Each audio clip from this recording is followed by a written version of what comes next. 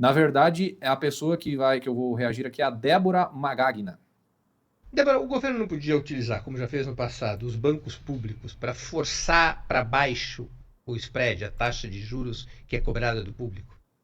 Poderia.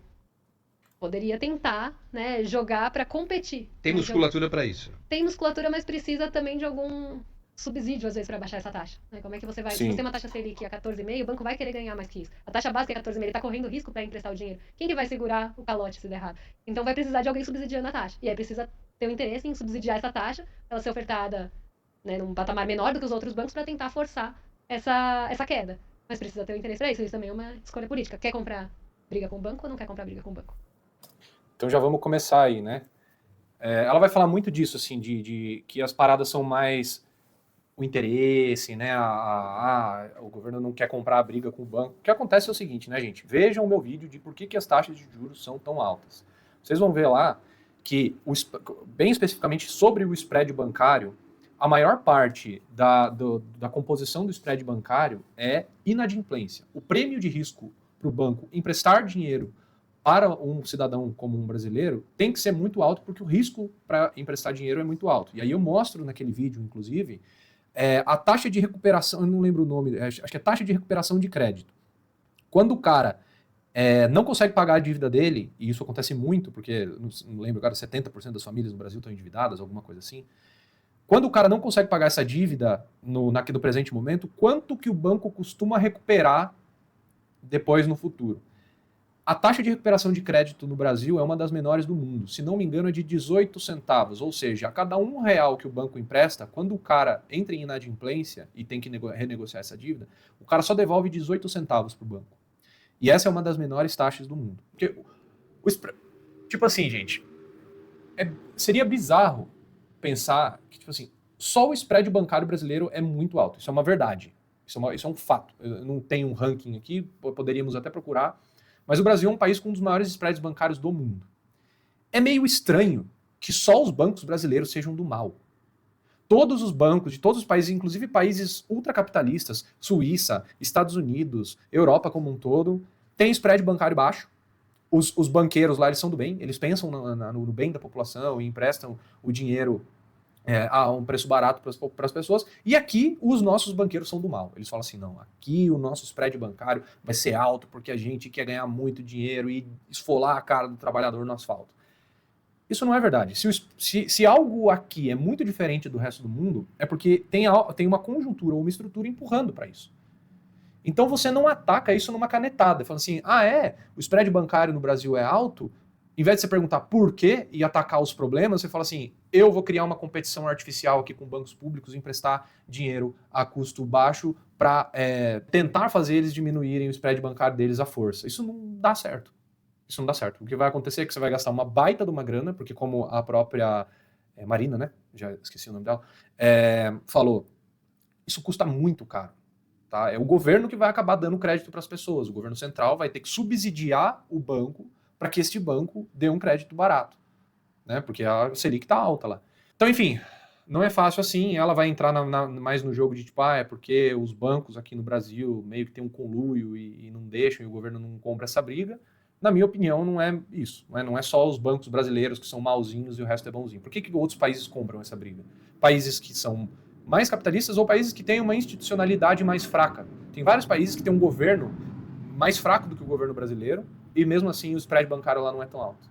Você tem outros problemas. Não adianta forçar uma canetada assim. Ó, galera, para quem quiser aí mandar um super chat aqui para eu comprar aí o meu HD externo novo, fiquem à vontade, tá bom? Mas se não quiserem mandar também não tem problema nenhum. Só deixem o seu like no vídeo e inscrevam-se no canal se não forem inscritos ainda. Lembrando que uma das causas da crise de 2008 foi justamente que os bancos concediam crédito barato para pessoas que não podiam pagar. Exatamente, Vitor. Acho que a Dilma fez isso. Exato, Gustavo. Foi isso aí. Na época da Dilma, ela fez isso. Crise do subprime 2008. Os bancos estavam aplicando uma taxa de juros baixíssima sem se atentar à credibilidade dos tomadores de empréstimo. E aí muita gente começou a não pagar. Então, o spread, ele engloba ali o prêmio de risco de você emprestar dinheiro para o cidadão. Se o cidadão é, em média, caloteiro, o prêmio de risco é maior. Isso é um sinal. Preço é informação. Juros é preço de dinheiro. Isso é baixar o preço da canetada. Basicamente isso. É uma escolha. E isso vai comprar uma briga com os bancos privados. E o governo está disposto a isso, nesse momento? É isso que precisa ser medido. Qual vai ser o custo disso? Mas tem como sair dessa encalacrada do desenvolvimento da economia brasileira sem comprar essa briga? Acho muito difícil.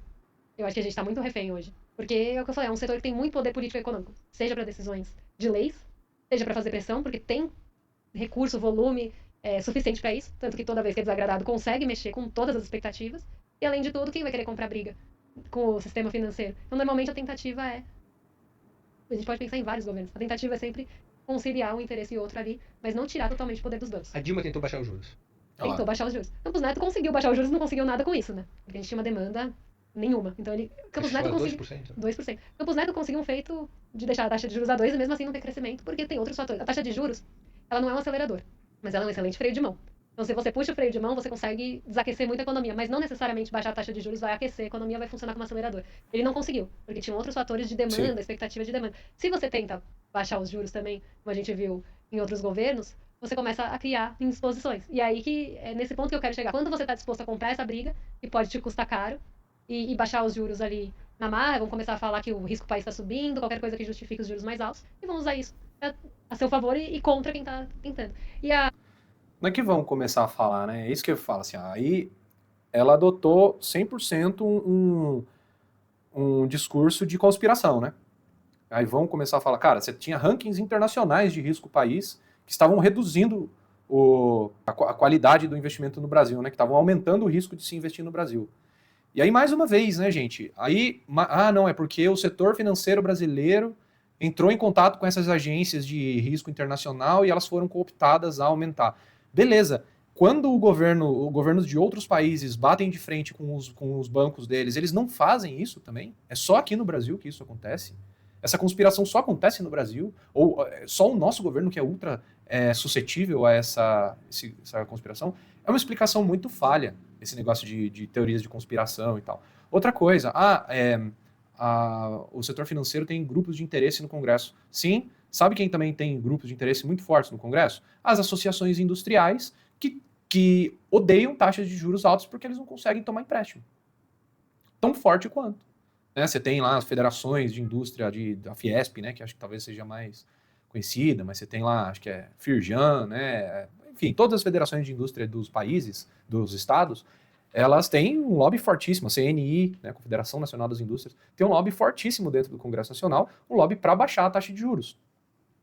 Então você tem sindicatos, você tem movimentos de trabalhadores fortíssimos em questão de barulho, de adesão popular, massas, né, tipo manifestação, e são fortes pra caramba também. Então fica muito nessa ideia de que tem um grupinho lá em volta de uma mesa, meio malvadão, né, querendo acabar com a vida da sociedade.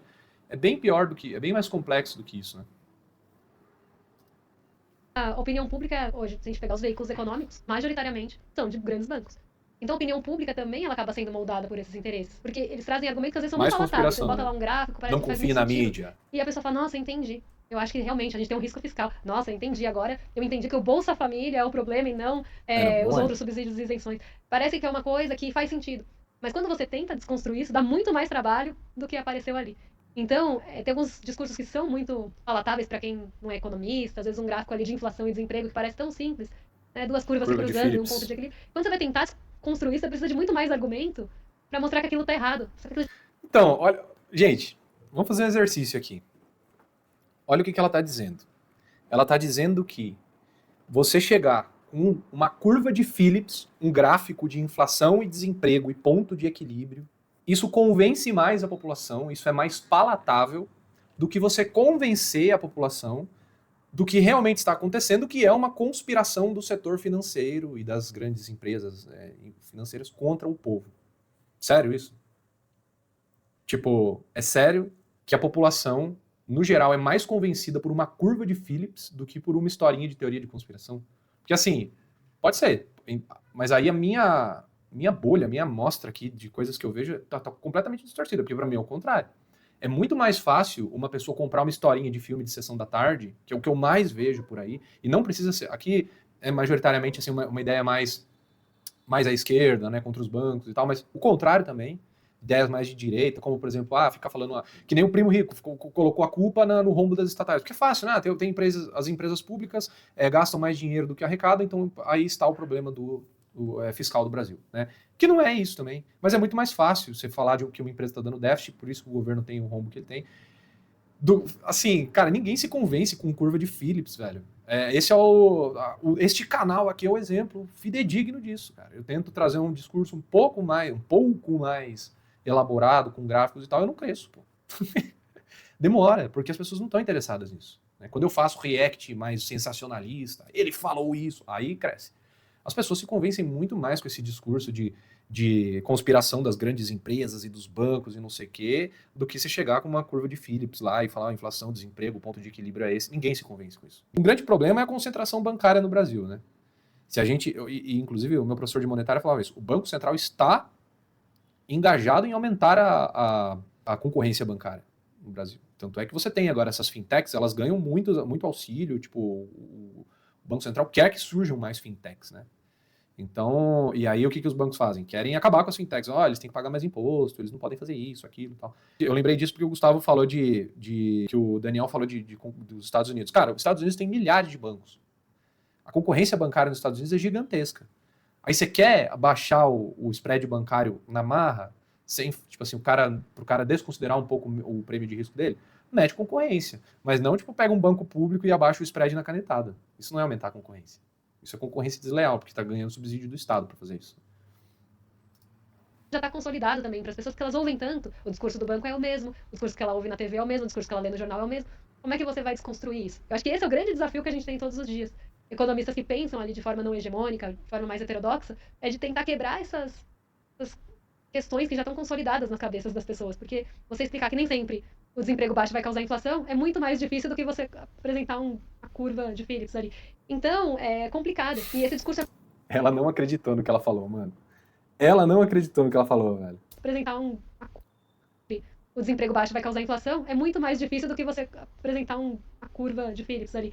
Então, é complicado. E esse discurso é muito repetido. Justamente tá bom. Porque quem tá bom, chega pro cidadão médio lá e fala assim, não, cara, aqui ó, curva de Phillips, é por isso. Aí o cara, nossa, porra, entendi. Tá bom. Do meio de comunicação é quem tem interesse que você pense daquele jeito. Então você é tão bombardeado por aquelas informações que muitas vezes até te prejudicam, se você for pensar, prejudica a população. Não tem nada ali que vai favorecer. Você fazer ajuste fiscal no lombo do trabalhador não favorece ninguém. Você desindexar as aposentadorias do ganho real não favorece, o aposentado não favorece ninguém. Você desvincular o salário mínimo não dá ganho real. O que tá dando um pouquinho de fôlego para a economia brasileira hoje é basicamente isso. Então você tirar o ganho real do salário mínimo não favorece ninguém, as pessoas defendem isso, sabe? Agora, já que você tocou na imprensa... Não defendem. Isso é muito louco, cara.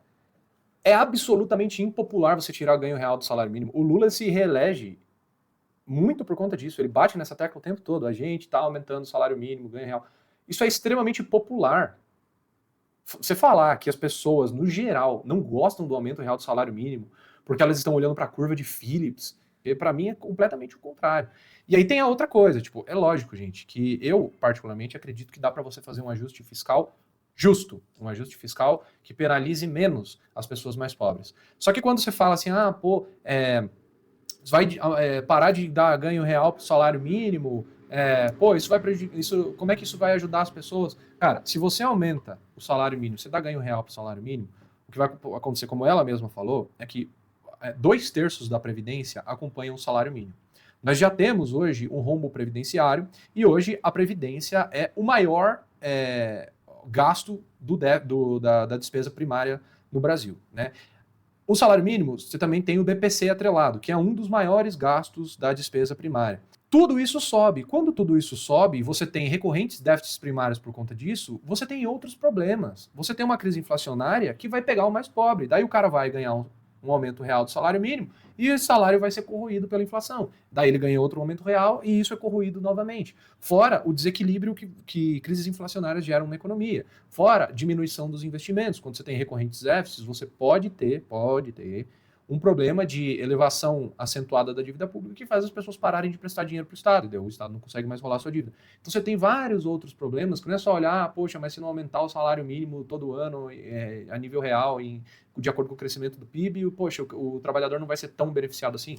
Nesta política não, mas ele vai ser beneficiado em várias outras políticas. Se tiver uma inflação de 3% ao ano, isso beneficia a economia como um todo. E aí, eventualmente, você pode ter mais investimentos, mais contratações, aumento do salário real de maneira orgânica e não na canetada, porque conforme as empresas vão contratando mais, a mão de obra vai ficando escassa e ela tem que praticar o leilão, né? Oferecer mais dinheiro para conseguir trabalhador. Então você tem outras formas. Por exemplo, 92% da despesa primária é despesa obrigatória, que você não pode não pagar. Dentro da despesa obrigatória, Previdência, BPC, gasto pessoal que eu já falei. Você não consegue investir no quê? Em infraestrutura, porque a infraestrutura é gasto discricionário. Quando você não investe em infraestrutura, você prejudica o setor produtivo. Prejudicando o setor produtivo, o PIB potencial não aumenta, e aí toda vez que você faz política de demanda, você só aumenta a inflação, a empregabilidade não vai aumentar, ou ela vai aumentar só forçadamente, e você prejudica os mais pobres. Tradicional. O grande mote é o seguinte, só dá para baixar o juro quando houver ajuste fiscal. O juro é alto por conta da gastança do governo. Faz sentido essa afirmação? Não. E assim, é uma reforma que nunca chega. Eu brinco que parece que aqueles programas de TV de reforma, eles começam a mexer no piso. Aí eles falam, olha, tem um problema de fiação aqui. Enquanto não resolver o problema de fiação, não dá. Aí arruma um problema de fiação, mexe no telhado. Agora a gente achou um amianto. É sempre assim. Achou um amianto. Agora tem que tirar todo o telhado. São reformas que nunca chegam. Existe uma coisa na economia que a gente fala que é a fada da confiança. O neoliberalismo coloca muito isso. Se você fizer todas as reformas segundo a cartilha neoliberal, a fada da confiança vai vir e a economia vai crescer. A fada da confiança nunca chegou para ninguém que fez os ajustes fiscais, as reformas propostas, ninguém que seguiu cartilha neoliberal de FMI. Ninguém consegue porque fica preso naquela. Eu gosto muito de um escritor. É que não é a fada da confiança, né? Tipo, é a confiança na prática. Eu já fiz um vídeo sobre neoliberalismo aqui no canal, explicando o que é o neoliberalismo, essas reformas neoliberais pregadas pelo FMI que ela está comentando, e são reformas muito mais tranquilas do que se pensa por aí, né? As pessoas acham que neoliberalismo é privatizar, vender tudo, fazer ajuste fiscal no lombo do trabalhador e reduzir gastos sempre. Isso não é esse o conceito do consenso de Washington. Não existe essas coisas não existem. Só privatizações existem. Mas também tem a discussão lá sobre o tipo de privatização, etc. Mas não é isso, né? Tipo, se você pegar a cartilha neoliberal, que é o consenso de Washington, se vocês querem saber exatamente o que é o consenso de Washington, vejam o vídeo daqui do canal sobre o consenso de Washington. São 10 regrinhas, né? São 10 recomendações lá sobre o que os países deveriam fazer para aumentar o investimento e tal, ter um crescimento sustentado. Primeiro, não são recomendações não são essas coisas que ela está falando, tá? Na verdade, é o contrário. O consenso de Washington recomenda que você pare de dar isenção fiscal e subsídio para empresas e pegue esse dinheiro e invista em saúde, educação e assistência social. Tá? Então, não é ajuste fiscal pelo lombo do trabalhador. Quem prega isenção fiscal e subsídio é a própria esquerda mais desenvolvimentista, os heterodoxos. E mesmo assim, eu mostro lá que o Brasil não fez a maioria das reformas do consenso de Washington. A gente não fez reforma tributária, a gente fez agora, mas o consenso de Washington é de 30 anos atrás, que foi quando começou a ser discutida a reforma tributária. A gente privatizou um monte de empresa, mas a gente ainda é um dos países com o maior número de empresas per capita no mundo. A gente não conseguiu ter equilíbrio fiscal, de arrecadar mais ou menos o quanto gasta sempre. Não é arrecadar mais, é arrecadar a mesma coisa, é ter um crescimento da dívida controlado, não é? E aí, inclusive, eles não falam de corte de gastos lá no FMI, eles falam de responsabilidade fiscal. Se quer gastar mais, quer ter um estado de bem-estar social, tudo bem, tributa mais. Nem lembro agora, tem um monte lá, eu falei de 3, né? Tem um monte lá, essa parada do subsídio, a gente dá subsídio pra caramba, né? Então a gente não seguiu várias regras do consenso de Washington, várias, a maioria, na verdade. Eu tinha feito lá, eu acho que de 10 a gente seguiu 3 e excluiu 7. Vejam o vídeo lá, tá bem explicadinho como a gente não adotou o consenso de Washington. O coreano que fez o Chutando a Escada, que é o Rajun Chang, ele conta como os países se desenvolveram e depois chutam a escada para os outros não subirem. E é mais ou menos isso, eles colocam cartilhas ali, que se você seguir, você não vai se desenvolver. Você precisa, sim, do papel do Estado. Você tirar o papel do Estado, Por exemplo, Rajun Chang fala de protecionismo, que os países praticaram protecionismo, desenvolveram suas indústrias, depois se abriram e obrigaram todo mundo a se abrir também, mas os países que ainda não tinham sua indústria desenvolvida, com a abertura comercial, nunca mais desenvolveram. Aí eu devolvo, né? O Brasil é o país com a maior alíquota de importação do G20. O Brasil é o 18º de 190 países, se não me engano, com a maior alíquota de importação. Os 17 na nossa frente são países completamente irrelevantes mundialmente. Não tem nenhum país minimamente relevante na nossa frente. São países assim autárquicos, que não participam nada da comunidade internacional, mesmo de diplomacia e tudo.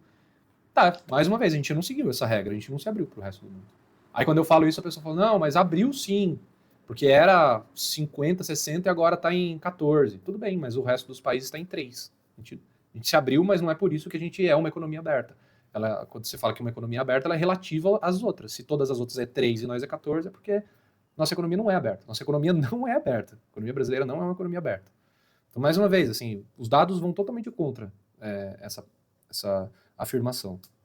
Fazer as reformas que são propostas para a fada da confiança chegar, ela não vai chegar. Você não vai ter demanda. Vai reprimir ali o seu país. Então tem todos esses mitos, né? Ah, a reforma sempre tem risco fiscal. Tudo é risco fiscal. Desde que não seja no bolso de quem está lucrando, de quem está tentando te vender a ideia. Então, a Bolsa Família, aumentar... Ah, é risco fiscal. Falou em gasto social, risco fiscal. Aumentar o salário mínimo, tudo é risco fiscal quando é do trabalhador, quando é para o social, quando é para a população. Aí quando é para benefícios bilionários de empresas que não precisam mais daquele subsídio, aí não é risco fiscal. Aí deixa quieto. Eu falo... Mas é o próprio Rajun Chang que fala que precisava dar subsídio. Tá vendo? Essa ideia é muito contraditória, cara. Eles estavam defendendo isso agora. Que ela falou que o Estado brasileiro dê subsídios para os bancos públicos para que eles emprestem dinheiro para a tomada de investimento das empresas. Isso é subsídio para as empresas. Se chama crédito subsidiado. Ela defendeu isso. Aí agora ela tá falando, ah, não, porque a gente não deveria dar subsídio e tal. Você vê como tem essa contradição, cara? Mas você não acha que a taxa de juros está associada a uma percepção de risco fiscal dos bancos? Sim, que eles pintam como um coringa mesmo. Sempre que eles precisam de uma justificativa, eles falam de risco fiscal quando a gente não tem risco fiscal. E responsabilidade de contas que a gente tem atualmente, e gastança essa. Aí eles falam em trajetória explosiva, essa sempre aparece também. Dos últimos, desde 2015 ou 14, ou seja, né, 12 anos, a gente teve um superávit. Todos os outros anos a gente teve déficit. Não existe risco fiscal, não existe problema fiscal. A despesa obrigatória no Brasil cresce acima da despesa total ou da receita. Isso quer dizer que a cada ano a despesa obrigatória toma mais conta do orçamento, chegou a 92% do orçamento. Se nada for feito, vai chegar a 100% e mais. Todo ano aumenta um pouquinho. Isso não é um risco. A hora que você chegar em despesa obrigatória 100%, não tiver um centavo para fazer investimento em infraestrutura, e vai ter que fazer senhoriagem, ou aumentar a dívida para investir em infraestrutura, isso não é um problema fiscal. Ela não trouxe nenhum dado, cara. É uma retórica, e ainda dizendo que a retórica dela é os dados, é a evidência, e que os dados e a evidência, a curva de Phillips, o risco fiscal, o risco país, etc., isso é retórica. É uma falácia simplista. Inverteu 100% da narrativa, mano. Trajetória explosiva da dívida. Aí você vai ver, eles mudam o parâmetro da dívida conforme conveniência. Eu vi uma matéria recentemente na Bloomberg que fazia isso. Normalmente se usa a dívida líquida dos países porque a dívida líquida não tem os gastos com a dívida. Né? Então você não tem os gastos com o serviço da dívida, que vai incluir, inclusive, a taxa de juros. A dívida bruta inclui. A dívida bruta está alta porque a gente está tendo mais gastos com serviços de dívida. E aí eles passaram a usar a dívida bruta, sendo que a padrão dos países é a dívida líquida, para você justamente não contabilizar esses juros. Eles passam a usar a dívida bruta porque está mais alta, porque convém para falar, olha, como a trajetória está aumentando, enquanto a outra está praticamente estável. Então você vê que é isso, você usa conforme a conveniência para você desmontar isso. Para você mostrar esse gráfico, a pessoa fala, nossa, entendi. Para eu desmontar, vou levar pelo menos meia hora. Para explicar, a pessoa já desistiu de mim. Então é muito difícil traduzir esse economês que chega às pessoas. Como que a dívida líquida está a mesma se todo ano a gente tem déficit primário? Mais o gasto com juros. E aí, como é que você explica que não tem risco fiscal no Brasil? A gente não tem risco de quebrar, o país não vai quebrar, não vai, a trajetória da dívida não está explosiva. Isso é uma justificativa mesmo usada para manter os juros mais altos. E só quando convém. Eu falo que a gente tem um fiscalismo seletivo incrível aqui no Brasil. Porque quando convém, você fala de risco. Não, e aí mais um detalhe, né? Ah, os bancos estão fazendo isso para manter os juros mais altos, mas quem escolhe os juros é o governo. Ah, mas é o governo, é o Banco Central, que conspira contra o governo. Quem escolheu o diretor do Banco Central, o presidente do Banco Central e os diretores foi este governo. É o próprio Galípolo e os diretores escolhidos pelo Haddad e pelo Lula que estão agindo contra o governo para boicotar o governo. Que, aí quando era o Campos Neto, ainda tinha a prerrogativa de que ele foi escolhido pelo Bolsonaro, né? Mas aí passou para outro já, que é o escolhido do Lula. Todos os diretores praticamente, acho que todos já foram escolhidos pelo Lula, que são as pessoas do Copom. As decisões são unânimes, não é dividido, gente. Deem uma olhada nas últimas atas do Copom. Todas elas praticamente foram unânimes. Todos os diretores falaram, não, tem que aumentar. E agora tem que diminuir pouco. Mas não, é os bancos conspirando, não sei o quê. Fiscal, você fala de gastos do governo. Mas se é para te beneficiar, se é para um setor lá que tem uma bancada ruralista no Congresso, aí tudo bem, você socorrer quando precisa. A mão do mercado aí é bem-vinda. A mão do Estado, desculpa, aí é bem-vinda. Eu escrevi um artigo sobre isso recentemente. Porque o agro, a bancada, a primeira a apontar risco fiscal, governo gastão, mas também a primeira a pedir socorro quando precisa, é a primeira a pedir crédito Plano Safra, subsidiado, né? a ter vários benefícios que outros setores não têm. Esse não é risco 600 fiscal, bilhões isso ninguém quer agora? abrir mão, mas cortar da aposentadoria e o ganho real eles Absurdo. querem. Então, um fiscalismo muito seletivo e muito conveniente Sou que a gente tem contra. no Brasil. Não 100% Débora, contra, temos aqui algumas mas perguntas da audiência. Plano Safra A podia produção ser separou. menor. Camarada Cachorro, Débora, qual a sua opinião sobre usar a indústria de defesa para reindustrializar o país? Já foi muito usada no passado em vários países. Principalmente se a gente pensar em contextos de guerra, né? Então, o Japão fez isso, né? O Japão tinha um papel de Estado muito forte, e aí todas as empresas, elas acabam, né, se voltando de alguma forma para a indústria de defesa.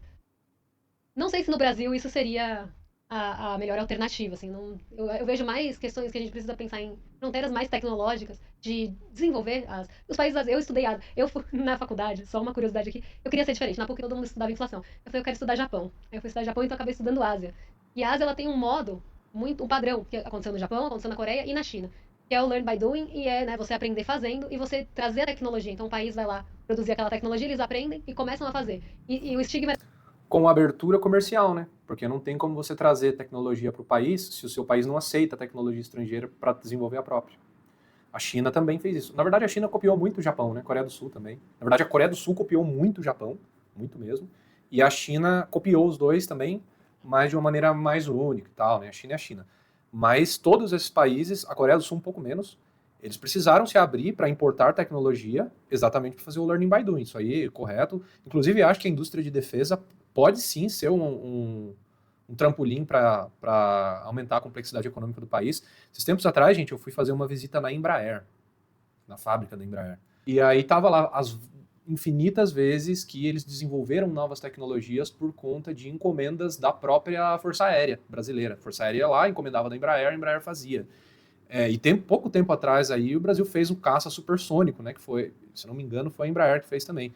Então acho que sim, acho que compras públicas no geral, e aí eu quero dar um crédito aqui para o nosso glorioso Daniel Galveias, que publicou um artigo muito interessante sobre aumento de produtividade e tudo. E ele fala também dessa ferramenta que o governo brasileiro pode ter para a industrialização e aumento da complexidade econômica, aumento da produtividade, que é as compras públicas, né? O governo encomendar mesmo de empresas nacionais diversos bens aí de alta complexidade, como o caça supersônico, por exemplo.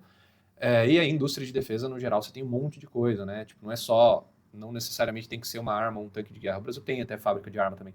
Mas pode ser, cara, você vai precisar de software, você vai precisar de microchip, você vai precisar dessas coisas, então, ou de tecnologias até um pouco mais modestas que a gente fabrica, tal. Então, você pode pegar ali a VEG, por exemplo, que faz máquinas, com certeza eles conseguem produzir alguma coisa para as Forças Armadas, tudo. Então não é uma ideia ruim. Não acho uma ideia ruim, não, nessa parte. Mas aí até isso, assim, tipo, ela tá falando no caso do Japão. O Japão se abriu, pô. Eles se abriram a novas tecnologias, absorveram essas tecnologias e aprenderam a fazer as coisas. Sem absorver essas tecnologias, você não aprende do nada. Aqui no Brasil a gente acha que, impede o produto de entrar, que daí o empresário aqui vai sonhar com como confecciona, os engenheiros vão sonhar com isso. Olha, já que não está entrando, a gente vai criar aqui. E aí começa a criar automaticamente. Não é assim que funciona. Você tem que ter cooperação internacional com as coisas, com os países que já desenvolvem, chamar empresas de fora para virem para cá, etc. Learning by doing. Né? O cara não decide criar um negócio do nada. é sempre o mesmo. Os carros japoneses quebram fácil, as coisas japonesas não prestam. Aí eles se desenvolvem tanto tecnologicamente que fica até superior ao anterior. A Coreia fez a mesma coisa, ninguém tinha confiança nos produtos coreanos, porque eles estavam ali, né, meio que ainda iminentes, né, embrionários. Tiveram que mudar até as marcas dos produtos para poder ter confiança quando eles passaram a produzir com melhor qualidade. Exatamente. Então, aí você começa a ter confiança e aí eles até superam as barreiras tecnológicas. A China, a mesma coisa. Nos anos 90, todo mundo fala, coisa chinesa, quebra, não sei o quê. Hoje a gente já tem outra visão da tecnologia chinesa, dos carros chineses, enfim, das tecnologias, se a gente pensar de energia, chinesas que estão ali de ponta. Então você vê que eles aprendem e superam a tecnologia, mas eles importam a tecnologia e começam a produzir no país. O que eu vejo aqui do Brasil? As empresas de tecnologia, empresas mais intensas mesmo em tecnologia, vêm para cá, exploram a nossa mão de obra barata, exploram os nossos recursos naturais, e se não for interessante, mas ficar aqui, elas vão embora do mesmo jeito que elas chegaram. E a gente não aprende nada com essa tecnologia. Então, mas isso aí em qualquer país, pô. Se não for interessante para qualquer empresa ficar em qualquer país, ela vai embora. A diferença é que aqui a gente não consegue internalizar a tecnologia que as empresas trazem. Por diversas questões, acho que poderia ter um programa mais sólido de internalização das tecnologias. Mas, de maneira geral, cara, sei lá, o americano vai vir para cá colocar a empresa dele aqui. Cara, as pessoas americanas da empresa geralmente vai ser só o alto escalão, o vice-presidente e tal. O engenheiro, o chão de fábrica, o peão, o cara da TI, o cara que vai instalar o software, é tudo brasileiro. Então o cara aprende. Ele vai aprender ali. Fora a geração de renda, fora que se essa empresa exporta, é exportação do Brasil. Não interessa se a empresa não tem sede no Brasil. Se sai daqui, que nem terras raras. A galera tá querendo colocar mineradoras de terras raras aqui no Brasil. Aí estão falando, pô, mas vai vir mineradora da China, dos Estados Unidos, tinha que ser brasileira. Não, mano, o cara vai colocar mineradora de terras raras aqui, o cara vai aumentar o capital físico aqui no Brasil, porque vai vir mais máquinas e equipamentos aqui pro Brasil. O cara vai contratar engenheiros, geólogos brasileiros, o cara vai instalar softwares, pegar tecnologia no Brasil, o cara vai aumentar a infraestrutura, às vezes constrói uma pista, uma ferrovia, tem vários mineradores que constroem a própria ferrovia no Brasil, é só uma margem do lucro que vai para os Estados Unidos e nem isso, porque às vezes, quer dizer, vai, mas a maioria das empresas grandes são compostas por sócios do mundo todo. E aí o lucro é dividido por todos esses sócios. Então não tem mais essa coisa assim, o lucro tem que ficar no Brasil. O lucro é a parte menos significativa de você internalizar uma multinacional. Assim, entre aspas, dane-se o lucro. O que vale é a geração de emprego, internalização de tecnologia, agregação de formação bruta de capital fixo. Essas coisas são mais importantes. E aí, se a empresa é americana, chinesa, não tô nem aí. Vem aqui, traz dinheiro, investe, contrata gente. O que eu vejo que falta é esse incentivo, talvez esse papel mesmo do Estado em desenvolver, aprender e desenvolver tecnologias aqui, não necessariamente na defesa, porque não acho que pensando em Brasil, não acho que é um setor, a gente tem tanta força, os gastos de pegar gastos da defesa, que eles são tristes, né? Esses são gastos normalmente ruins, né? Eu falo, tem gasto bom e tem gasto ruim. Gasto bom é investimento, em infraestrutura, é aumento de capacidade produtiva. Gasto ruim é você pegar pra comprar Viagra, e não é nem pra saúde pública, né? Porque eu sei que o Viagra tem outros usos que não só o que ele é conhecido. E nem é nesse sentido. Então, se a gente pega os gastos hoje, por exemplo, de Ministério da Defesa, eles são de pessoal e supérfluos. A gente não tem uma tecnologia ali de ponta. Eu acho que a gente precisava pensar em setores estratégicos, que podem ser de defesa ou outros, para desenvolver, talvez, agora o que tá, né? O que você precisa? A gente precisa de chip, a gente precisa de semicondutor, a gente precisa desse tipo de tecnologia, porque é utilizado em todos os componentes eletrônicos. Né? Não é só em componentes de inteligência artificial. A gente pegar, chips são usados em tudo. Né? Quantos chips vão num carro, por exemplo, quando a gente teve o problema ali dos chips, que a indústria automobilística estava em risco. Então a gente precisava desenvolver mais essas tecnologias aqui, produtos que tenham valor agregado, e aprender com o que veio aqui, não deixar só explorar, e conseguir pegar alguma coisa de bom, aprender, começar a produzir aqui, para aí sim a gente se desenvolver. Porque enquanto a gente vai exportando, eu tinha uma professora que falava isso na faculdade, eu nunca esqueci. Enquanto a gente vai exportando café para importar nesse café, a gente vai continuar nessa situação, porque a gente vai precisar exportar cada vez mais café para importar o Nescafé, aqui sendo, né, Se chama deterioração dos termos de troca. E foi idealizado primeiramente pelo Raul Prebisch, que é um economista tradicionalíssimo aqui da América do Sul, né? Ele era argentino e era um dos precursores ali do pensamento estruturalista da CEPAL e tudo, né? Que é, tipo, as commodities tendem a valer cada vez menos e os bens manufaturados tendem a valer cada vez mais, então você vai ter que sempre vender cada vez mais commodities para trocar por um bem manufaturado. Eu vou ser bem sincero, eu não sei a validade empírica dessa teoria hoje em dia, porque para mim, commodity, o preço oscila, ele não cai sempre, ele oscila. Né? Tipo, o preço do petróleo, que a gente estava vendo aqui, ele subiu pra caramba, depois ele cai. O preço da soja, tipo, Brasil tá com saldo super positivo da balança comercial, vai ver, o minério de ferro, o preço aumentou, a soja, o preço aumentou. Então, e pelo contrário, os bens manufaturados, no geral, eles tendem a cair o preço, né? Tipo, eu tava até vendo o IPCA, por exemplo, a composição do IPCA, um dos bens que mais caiu foi televisões, e um que aumentou pouco foi smartphones. Né? Se você pegar em 2002, vamos pegar, quando que os smartphones se popularizaram? 2010, talvez? Era difícil você comprar um smartphone, era caro pra caramba. Hoje em dia todo mundo tem um smartphone. Né? Soja não, soja ficou a mesma coisa, assim, tipo, talvez tenha aumentado um pouco, depois descido um pouco. E aí tem um outro problema, que é o problema de você ver a economia como uma pessoa novamente, que é essa visão mercantilista, uma visão da escola mercantilista mesmo, de que para enriquecer o país tem que vender mais do que compra. Né? É uma visão de uma pessoa, né? de um jogo de soma zero. Essa foi a primeira ideia, essa foi a primeira escola de pensamento econômico, que não era uma escola bem definida na época, que pensava exatamente isso. Olha, a economia mundial é um jogo de soma zero, então a gente tem que vender mais do que compra de outras pessoas para enriquecer.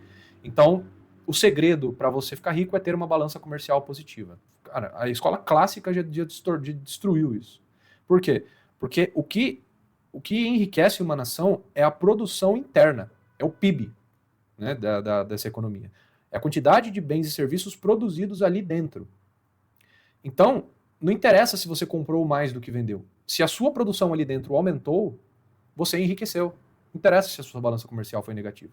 Tanto é que os Estados Unidos têm balança comercial negativa há muito tempo e só enriquecem ano após ano. Vários países europeus também, têm balança comercial negativa, importam mais do que exportam e todos os anos eles crescem e enriquecem. Por quê? Porque não interessa se você compra mais do que vende ou vende mais do que compra. Você tem que produzir mais do que você produziu ano passado. Simples assim. Não meçam riqueza de país por balança comercial, tá, gente? Balança comercial interessa, afeta principalmente o câmbio, as reservas internacionais. Tem questões aí com a balança comercial. Mas a riqueza do país, no longo prazo, não interessa se você importa mais do que exporta. Interessa se o seu PIB como um todo cresceu, se você tem mais produção de bens e serviços dentro do país do que você tinha antes. Uma analogia, mas é isso, a gente precisa exportar cada vez mais commodity agrícola, mais produto de baixo valor agregado, nem só commodity agrícola, mas outras commodities também, para importar os produtos de alto valor agregado e mais tecnológicos, já transformados, industrializados lá fora. A gente precisava desenvolver isso aqui, e eu acho que é isso que falta, e não necessariamente na defesa, mas eu vejo mais essa fronteira tecnológica de entender o que pode ser estratégico do Brasil para ele sair dessa situação só de exportador e ficar refém também de ciclos de commodities, de preço internacional. É isso. Assim, é lógico que tornar a economia mais complexa é legal, tá, gente? Não sou contra a industrialização, eu não sou contra a gente vender produtos de maior valor agregado, porque daí a produtividade do trabalho sobe, é muito legal.